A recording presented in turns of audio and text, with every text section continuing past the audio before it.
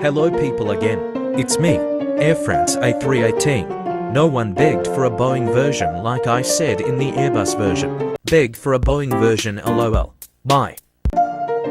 This is the Boeing version, here we go. Boeing 707. Boeing's first jetliner also includes Dash 80. Boeing 720. Brother of the 707, it's a stall plane too. Boeing 717. It's a newer MD-80. Boeing 727. Death chamber. Same to the 707. Boeing 737-100. It's tiny. Boeing 737-200. The only JT8D engine 737 still in service. Boeing 737 classic variants. Pretty much they are rare, don't know what to say.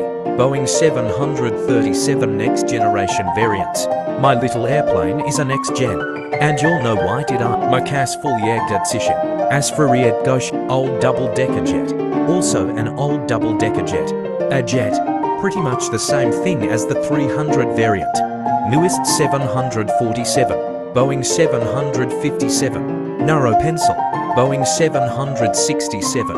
Boeing's first narrow-body twin jet. Boeing 777.